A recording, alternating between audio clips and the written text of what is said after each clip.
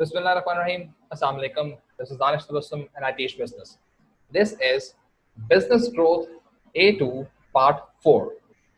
इस टॉपिक के अंदर हम लोगों ने आज जो डिस्कशन करनी है वो हमारी लास्ट डिस्कशन को आगे कंटिन्यू करेगी, which is basically our horizontal integration, diversification and other forms of business growth. अब ये चीज ध्यान में रखना है कि बिजनेस जो है वो विद इन इंडस्ट्री मूव जब करता है तो उसका ऑप्शन ये होता है कि वो इधर बैकवर्ड इंटीग्रेट कर सकता है या फॉरवर्ड इंटीग्रेट कर सकता है। मीनिंग या तो वो अपने सप्लायर को खरीद सकता है, बैकवर्ड इंटीग्रेट करेगा, या वो अपने कस्टमर बिजनेसेस को खरीद सकता है जो उसके लिए बन जाएंगे forward integration. But there are certain situations जहां पर बिजनेसेस जो हैं वो हॉरिजॉन्टल इंटीग्रेशंस करते हैं। सो हॉरिजॉन्टल इंटीग्रेशन बेसिकली कहलाई जाती है लेटरल और इंटीग्रेशंस एज वेल। ठीक है, सो इस चीज को ध्यान में रखिएगा कि जब हम सही है, सो जो हॉरिजॉन्टल इंटीग्रेशंस होती हैं वो ओरिजिनली लेटरल भी होती हैं, सही है, कहलाई जाती हैं। अब ये ध्यान में रखना कि हॉरिजॉन्टल है क्या।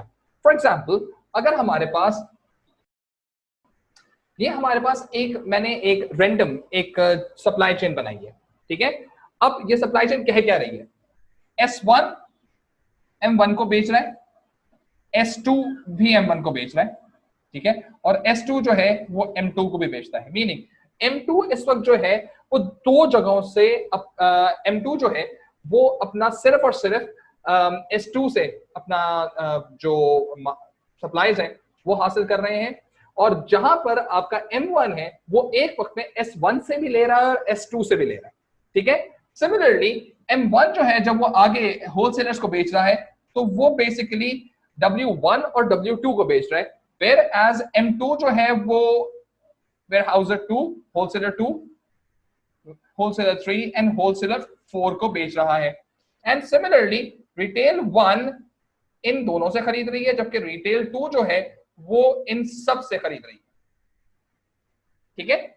ये हमारे पास एक इंतहाई कॉम्प्लेक्स किस्म का एक सप्लाई चेन हमारे सामने आया है। अब इस सप्लाई चेन के अंदर अगर दो सप्लायर्स आपस में मर्ज कर जाएं या टेक ओवर कर लें, then this is known as horizontal integration. दोनों मैन्युफैक्चरर्स जो हैं वो आपस में मर्ज कर जाएं, हॉरिजॉन्टल इंटीग्रेशन। इन चार होलसेलर्स में से कोई 2, 3 या चारों आपस में मर्ज कर जाएं या टेक ओवर कर लें, हॉरिजॉन्टल इंटीग्रेशन। अगर ये दोनों रिटेलर्स जो हैं ये आपस में इंटीग्रेट कर लें या मर्ज कर लें, हॉरिजॉन्टल इंटीग्रेशन। मीनिंग हॉरिजॉन्टल या लेटरल और जो आपकी इंटीग्रेशन होती है, सही है, at the same stage of industry. ये याद रखिएगा कि आपकी अगर S1 M2 को खरीदेगा ये फॉरवर्ड है, W3 S2 को खरीदेगा ये बैकवर्ड है।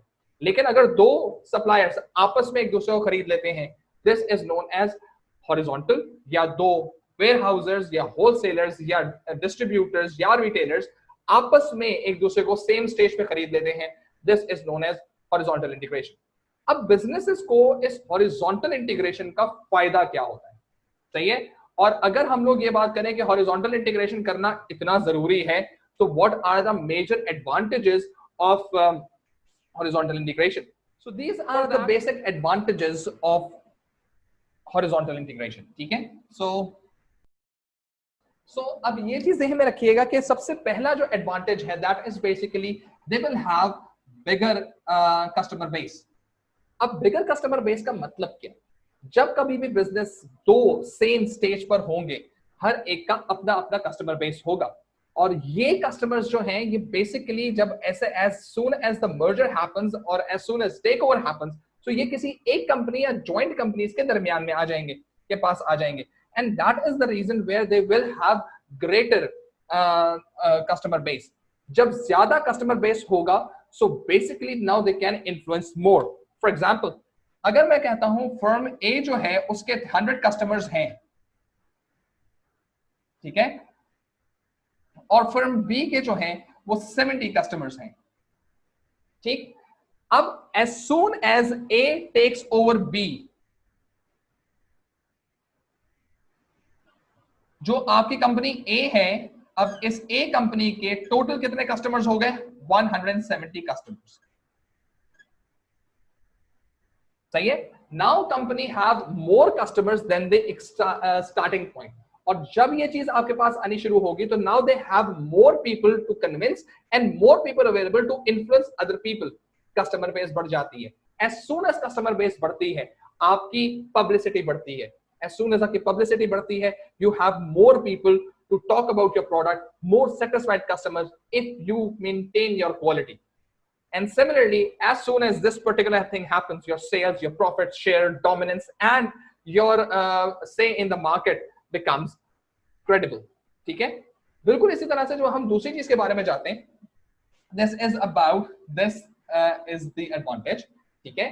And that is increasing chances of synergy.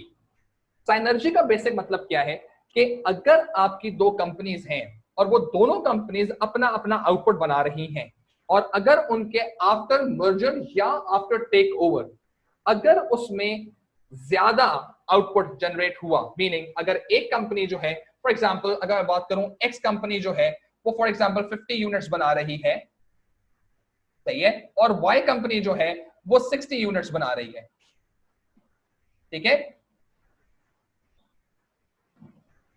After take over, सही है, आफ्टर टेक ओवर अगर ये कंपनी का टोटल आउटपुट जो है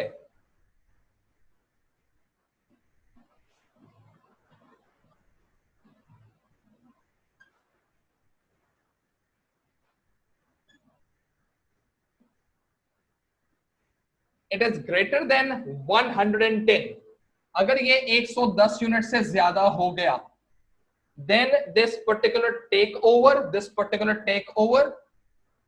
is going to be considered as synergy.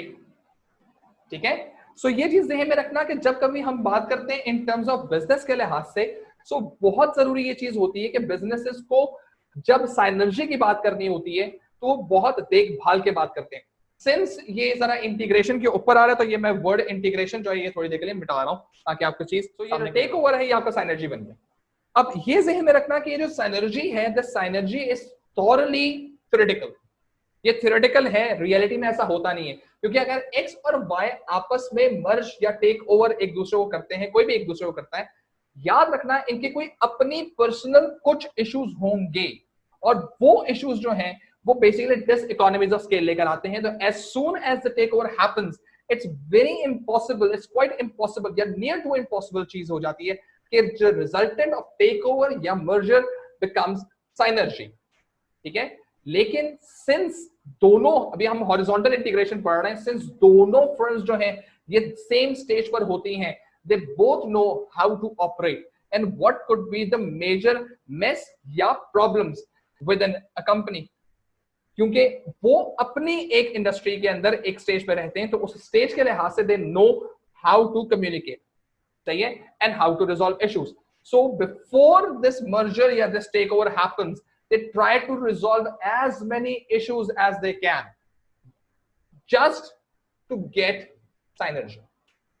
कुछ कंपनीज साइनर्जी के करीब आ जाती हैं, यानी उनका आउटपुट जो होता है वो 110 होना चाहिए, 110 होना चाहिए, 110 होना चाहिए, सही है, लेकिन कभी वो 100, कभी वो 80, कभी वो 70, कभी 105, 110 होना भी बहुत बड़ी बात होती है, और उसको भी हम साइनर्जी कहेंगे। लेकिन इससे ज्यादा होना, ग्रेटर देन 110 होना, it's a super duper thing. As soon as you combine, you merge, आपका टोटल आउटपुट आपके इंडिविजुअल आउटपुट के सम से ज्यादा हो गया, सही है, and which is really very imaginary, you can say, desirable as well, reality शायद नहीं। And the last thing in this particular thing is the scale of operation आपके इंक्रीज हो जाते हैं, सही है। स्केल ऑफ ऑपरेशन इंक्रीज होने का मतलब क्या है कि आप, जाहिर सी बात है, पहले 100 यूनिट्स 50 यूनिट्स के लिए चीजें खरीद रहे थे, अब आप जो है वो 60 यूनिट्स के लिए चीजें खरीद रहे होंगे एक्स्ट्रा। डेफिनेटली अब आपका ओवरऑल जो स्केल ऑफ ऑपरेशन है, पहले वो 60 के लिहाज से था, अब किसके लिहाज से हो गया, 110 के लिहाज से हो गया, स्केल ऑफ ऑपरेशन बढ़ गया। As soon as scale of operation बढ़ जाता है, सो बिजनेस का डिस्काउंट, बल्क डिस्काउंट, उसके साथ जो एसोसिएटेड बिजनेसेस होते हैं उनको फ्लरिश करने का चांस रिलेटिवली ज्यादा मिल जाता है, and hence more likely chances कि बिजनेसेस जो हैं वो जैसे ही हॉरिजॉन्टल इंटीग्रेट करते हैं उनकी एवरेज कॉस्ट कम होती हुई in terms of stock purchasing कम होती नजर आती है। सही है, क्योंकि उनके पास ज्यादा स्पेस होती है, ज्यादा स्टॉक होता है, बल्क परचेजिंग होती है। लेकिन अगर मैं बात करूं इन terms of good strategic management या स्टॉक मैनेजमेंट के लिहाज से, bulk purchasing is not value adding. ये हम लोगों ने एएस में बात भी की थी कि इकोनॉमीज ऑफ स्केल के अंदर हमारे पास 6 इकोनॉमीज ऑफ स्केल होती हैं, लेकिन उसमें से जो बल्क परचेजिंग है वो वैल्यू एडिंग नहीं होती। अगर आप पहले 50 यूनिट्स खरीद रहे थे या 60 यूनिट्स खरीद रहे थे और अब आप 110 यूनिट्स खरीद रहे हैं, तो याद रखिएगा कि आप ज्यादा यूनिट्स खरीद कर डिस्काउंट तो हासिल कर रहे हैं, but there is going to be a big issue of storage cost, the money tied up with this particular stock you bought. सही है। Similarly, you have to maintain and secure and ensure that the theft should not happen. And then this huge amount can be invested somewhere else, like the opportunity cost. So ये तमाम तर cost जब सामने आती है तो bulk purchasing का quantify करना may not be very fruitful. Therefore, यहाँ पर कौन सी इकोनॉमी स्केल हासिल हो रही है? यहाँ पर मैनेजरियल भी हासिल हो सकती है, यहाँ पर फाइनेंशियल भी हासिल हो सकती है, यहाँ पे टेक्निकल भी हासिल हो सकती है, यहाँ पे मार्केटिंग भी हासिल हो सकती है। सो याद रखिएगा ये जो स्केल ऑफ ऑपरेशंस बढ़ने की बात है, it's not only the bulk purchasing, rather I do not even consider कि बच्चा जो है वो अपने आंसर के अंदर बल्क परचेजिंग के ऊपर रोना धोना शुरू करे। बाकी इकोनॉमी ऑफ स्केल के बारे में बात की जाए, would be more beneficial and value adding. These basically are the basic advantages of horizontal integration. सही है। अब हम लोग बात करेंगे कि हमारे पास जो डाइवर्सिफिकेशन है उसके बारे में हमने अब बात करनी है। ठीक है, कि डाइवर्सिफिकेशन क्या होती है, डाइवर्सिफिकेशन क्यों की जाती है, उसके एडवांटेजेस हमें क्या मिलते हैं। फाइन। सो अब हमारे पास जो ये एडवांटेजेस आए हैं, these are the advantages of diversification.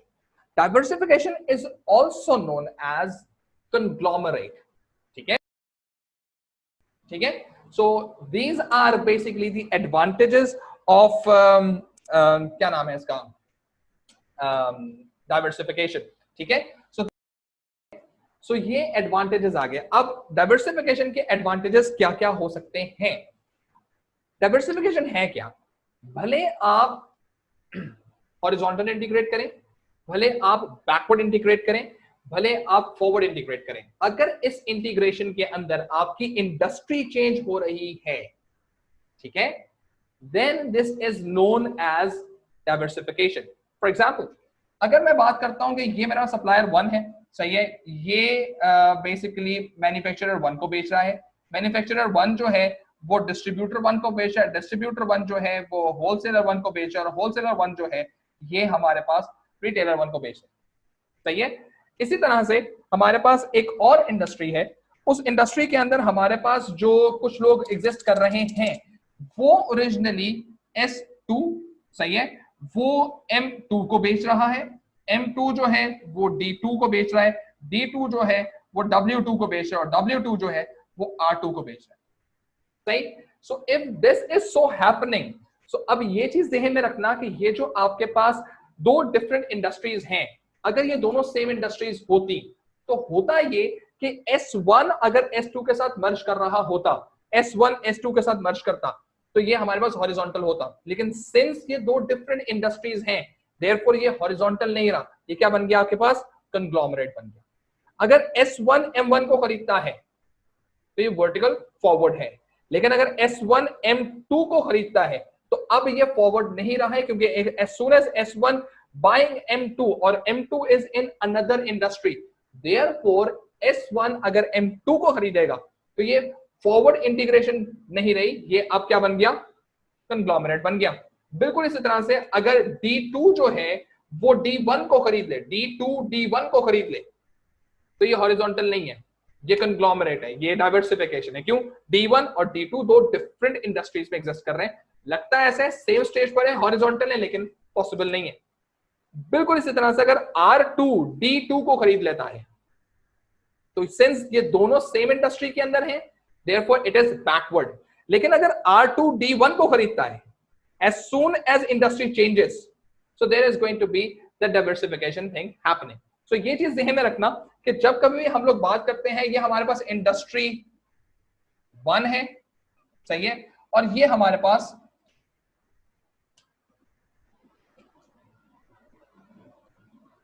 Industry 2 है, सही।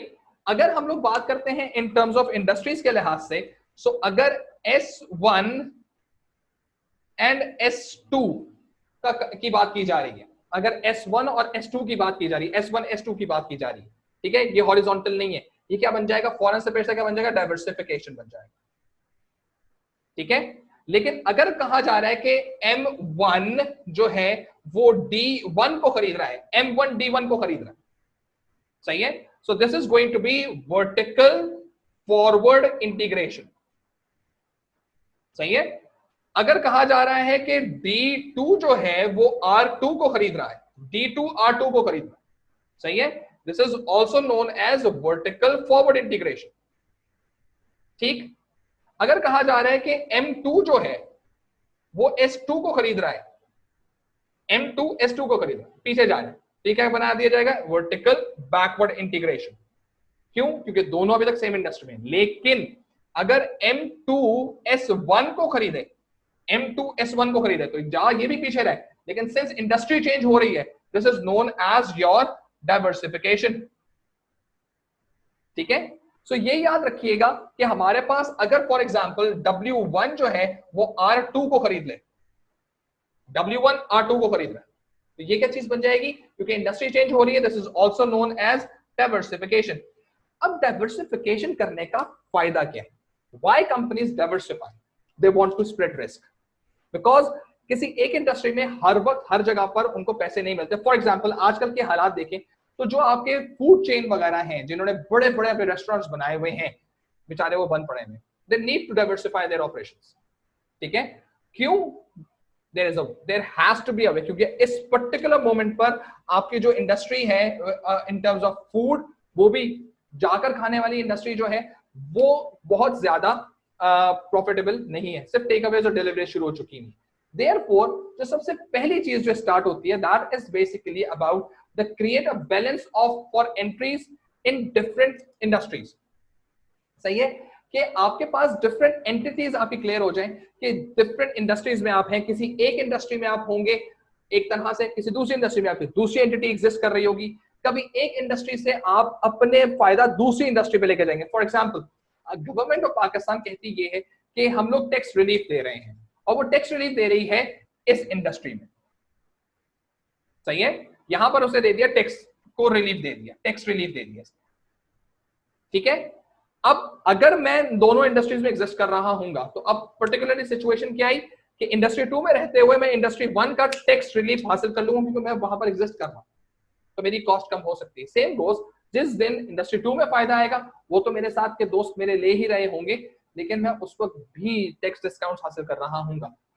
सिमिलरली कोई भी एक्सटर्नल इकोनॉमी अगर आपको किसी दूसरी इंडस्ट्री में नजर आ रही हो, तो उसका फायदा आप उठा सकते हैं, क्योंकि you are there as well, ठीक है। नंबर 2, आपके पास फॉरेन से पेशतर आप जो रिसोर्सेज आपकी अंडर यूटिलाइज्ड होती हैं, उन रिसोर्सेज को आप अच्छे तरीके से इस्तेमाल कर सकते हैं, ठीक है। और ये चीज ध्यान में रखिएगा कि जब कभी भी आप बिजनेस के लिहाज से बात कर रहे हो, तो रिसोर्सेज जब कभी खाली जाती हैं, तो याद रखिएगा वो रिसोर्सेज अपनी अपॉर्चुनिटी कॉस्ट बहुत ज्यादा बढ़ा देती हैं, और इनकी अपॉर्चुनिटी कॉस्ट बढ़ने की वजह से बिजनेसेस को बहुत ज्यादा कॉस्ट बेयर करनी पड़ती है। And that is the sole reason why companies do not believe कि इनके पास खाली रिसोर्स चाहिए, तो वो कहीं ना कहीं रिसोर्सेज को इस्तेमाल जरूर करती हैं। When you are diversified, might be possible आपके इंडस्ट्री में उस रिसोर्स की जरूरत ना हो, लेकिन as soon as you jump to another industry, might be possible एकदम से उस रिसोर्स की जरूरत पड़ जाए। बिल्कुल इसी तरह से हमारे पास जो तीसरा जो पॉइंट आता है, दैट इज बिकम कि आप इकोनॉमिक रेजिस्टेंट हो जाते हैं। बाज ऐसे जगहों पे, as I told you before, बाज औकात आपकी इंडस्ट्रीज जो होती हैं वो इससे बहुत नेगेटिवली अफेक्ट होती हैं। जब नेगेटिवली अफेक्ट हो रही होती हैं, सो कंपनीज को ये देखना पड़ता है कि यार ये इंडस्ट्री इस तक नेगेटिवली अफेक्ट हो रही है, can we move somewhere else, can we earn from somewhere else. As soon as they can, they basically are economic resistant. Economic conditions adverse हो रही हैं, but they have all the power कि उनमें से चीजें निकाल के आगे बढ़ सके, ठीक। सो जब हम ये बात करते हैं इन टर्म्स ऑफ डाइवर्सिफिकेशन, तो जरूरी बात यह है कि बिजनेसेस को वेल थॉट प्रोसेस करना है। लेकिन यहाँ का एक बहुत बड़ा डाइवर्सिफिकेशन का जो डिसएडवांटेज है वो ये है कि we literally do not know how this new industry may work. ठीक है, नई इंडस्ट्री का काम किस तरह से हो रहा है, वहां पर क्या रेपुटेशन है, वहां पर कंपटीशन कैसे हैंडल किया जाता है, वहां पर कस्टमर की कैसे सुनी जाती है, वहां पर हमें क्या क्या प्रॉब्लम्स आएंगे अगर आपने ये सही तरह से वेल थॉट प्रोसेस नहीं किया हुआ, वेल प्लान नहीं है. There is going to be a huge chance कि आपकी डाइवर्सिफिकेशन फ्लॉप हो जाए. ठीक है, originally it's a new thing. For example if I started singing for example, चलो कोई बात नहीं, तो अगर मैं गाना गाना शुरू कर देता हूं तो singing industry may not accept me. Definitely they cannot, and neither I will accept them. तो पॉइंट इस तरह से आएगा कि यार दिस इज बेसिकली हाउ, क्योंकि पढ़ाने का तरीका कुछ और है, गाने का तरीका कुछ और है. I literally do not know anything. तेरा मसला सही है.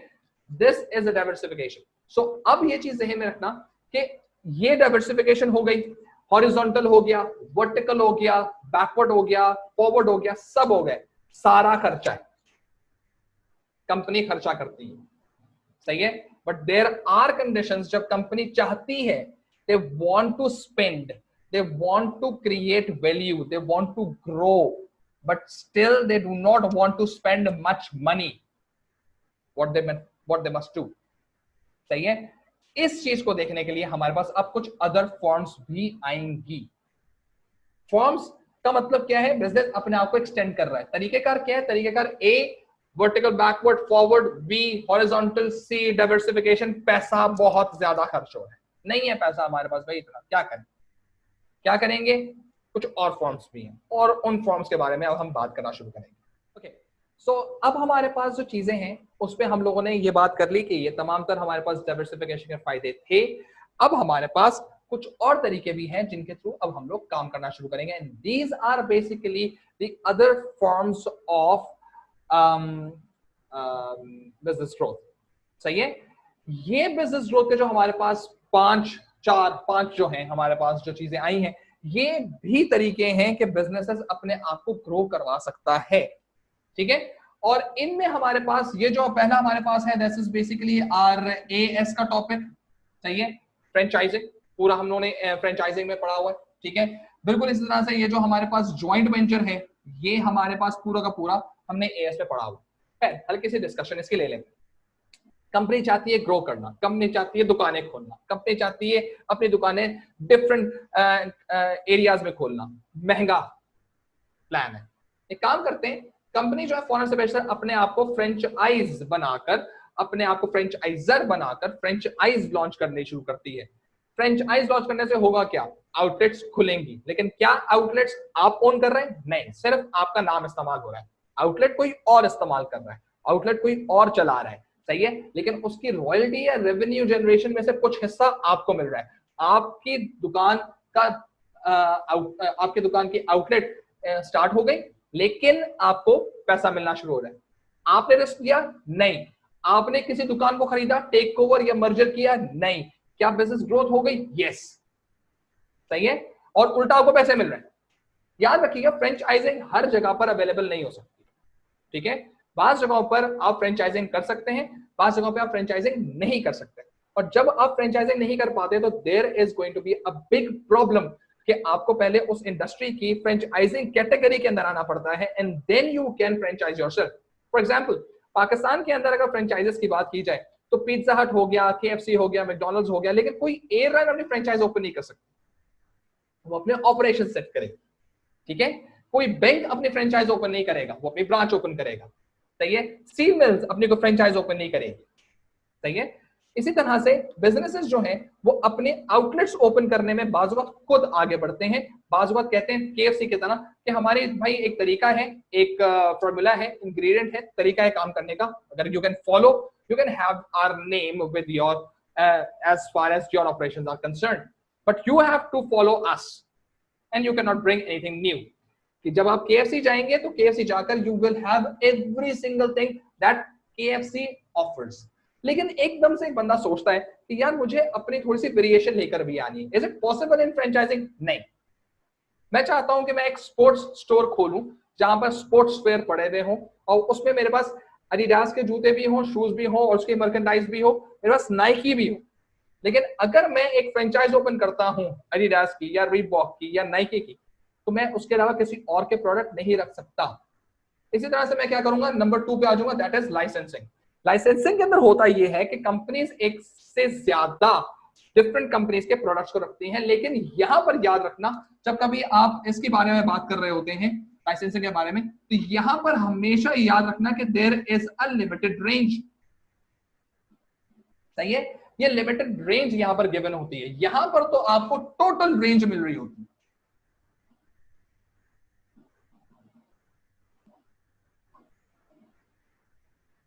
सही है, कोई अगर नाइकी की फ्रेंचाइज ओपन होती है, वहां पर नाइकी की हर तरह की चीज अवेलेबल होगी, लेकिन अगर कोई दुकान वाला नाइकी की लाइसेंसिंग लेता है और कहता है कि मैं कुछ जूते या कुछ मर्केंडाइज जो है वो नाइकी के भी रखूंगा, फॉरन से लिमिटेड रेंज आ जाएगी। डेफिनेटली जो प्रमोशंस आपके पास फ्रेंचाइज में चल रही होंगी वो लाइसेंस वाले को नहीं मिलेंगी, लेकिन लाइसेंस वाला फिर एक तरह से आपका बिजनेस को बढ़ाने की मदद कर रहा है। ठीक है, then we have the third one, the joint venture. Joint ventures के अंदर आमतौर पे पहले भी हम लोगों ने एएस में भी बात की हुई है कि joint ventures is basically kind of a situation जहां पर कंपनीज अपनी एक्सपर्टीज एक दूसरे के साथ शेयर करती हैं and forming a new company. अब जब ये कंपनी नई फॉर्म हो रही होती है तो उसमें हमारे पास जो एक दोनों कंपनीज होती हैं, they basically try to bring their expertise, or as soon as they basically share their expertise, a new product may come into play। सही है, फॉर एग्जाम्पल अगर ए कंपनी जो है वो बिस्किट्स बना रही है, ये हमारी क्लासिकल एग्जाम्पल है, और बी जो है हमारे पास चॉकलेट्स बना रही है, ए का जॉइंट वेंचर होता है बी के साथ फॉर आइसक्रीम्स। ठीक है, सो अगर ये जॉइंट वेंचर दोनों करते हैं तो बी अपनी चॉकलेट एक्सपर्टीज लेकर आएगा, वेयर एज ए जो है वो अपने बिस्किट एक्सपर्टीज लेकर आएगा, और आइसक्रीम में अंदर ये दोनों एम्बेड करेंगे। जॉइंट वेंचर के साथ जो सबसे बड़ा प्रॉब्लम है वो ये है कि अगर कोई आइडियल सिचुएशन आएगी, कोई जबरदस्त आइडिया आएगा, कंपनीज जो पार्टनर कंपनीज होंगी, they are not going to share their exclusive best idea with joint venture. They basically are going to use their best idea for their company, क्योंकि यहां पर जैसे ही ए और बी आए सामने, एक नई कंपनी आई, तो इस आइसक्रीम बनाने वाली कंपनी का एक नया नाम रख दिया गया, for example C.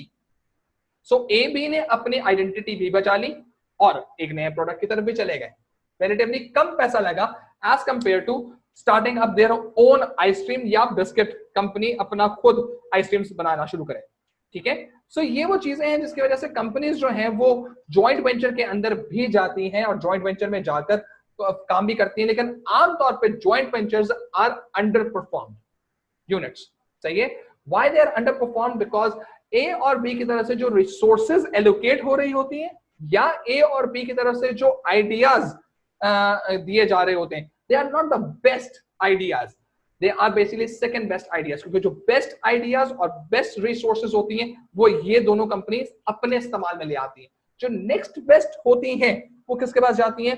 Joint venture के पास जाती हैं। That is the reason why joint ventures are more often under performed unit.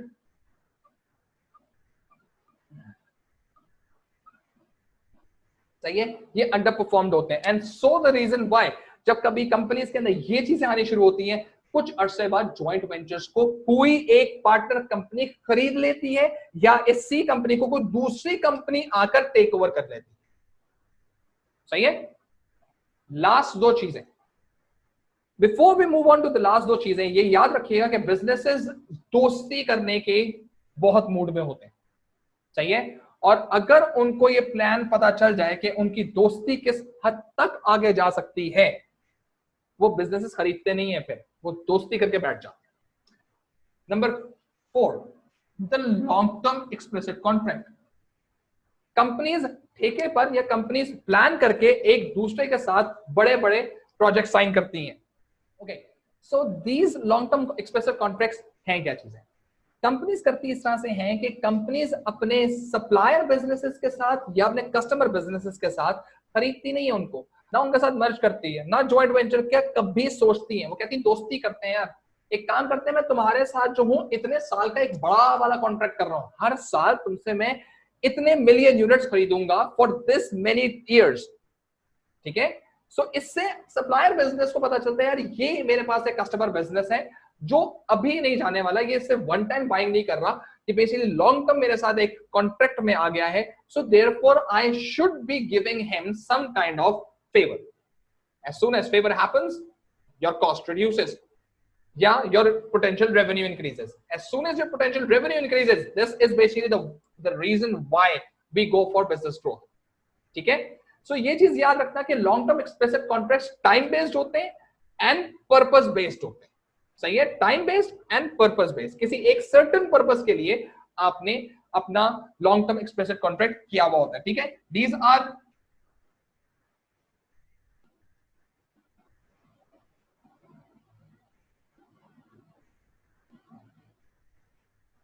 सही है, these are time based and purpose based. इसकी एक और एक्सट्रीम कंडीशन होती है and that is your strategic alliance. ये याद रखना कि ये वर्ड मैं बहुत इस्तेमाल करूंगा, स्ट्रेटेजिक अलायंस. स्ट्रेटेजिक अलायंस का मतलब क्या है? आपका बिजनेस दूसरे बिजनेस का बेस्ट फ्रेंड फॉर एवर, यानी ए कंपनी बी कंपनी की BFF बन जाती है, बेस्ट फ्रेंड फॉर एवर. अब ये बेस्ट फ्रेंड फॉर एवर वाली कहानी जो है, इसका मतलब क्या है कि अब ए और बी सिर्फ पर्पस बेस्ड हेल्प नहीं करेंगे, हर डायमेंशन में हर लेवल पे एक दूसरे की हेल्प की जाएगी. मार्केटिंग के अंदर, ऑपरेशंस के अंदर, सप्लाई चेन के अंदर, कस्टमर बेस के अंदर, रेपुटेशन के अंदर, CSR के अंदर, कोर्ट लॉ, टैक्सेशन के अंदर, anywhere. These companies they are not one, they look one. They are not merged, they look they are merged. So yeah, they haven't taken over each other, but they work so कह सकते हैं बेहतरीन तरीके से एक दूसरे के साथ वेल कोऑर्डिनेटेड होते हैं कि A will give all benefits to B and B will give all benefits to A. सही है, याद रखिएगा A और B same stage of supply chain में नहीं हो सकते. ये या तो अपवर्ड होंगे, बैकवर्ड की तरफ होगा, या तो सप्लायर बिजनेस होंगे एक दूसरे के, या एक दूसरे के ये कस्टमर बिजनेसेस होंगे. सेम लेवल पे नहीं हो सकता. सेम लेवल पे कभी भी स्ट्रेटेजिक अलायंस नहीं, आप कभी भी अपने कॉम्पिटिटर से स्ट्रेटेजिक अलायंस नहीं करते. और अगर आप स्ट्रेटेजिक अलायंस नहीं करेंगे, याद रखें आपका कॉम्पिटिटर जरूर कर लेगा.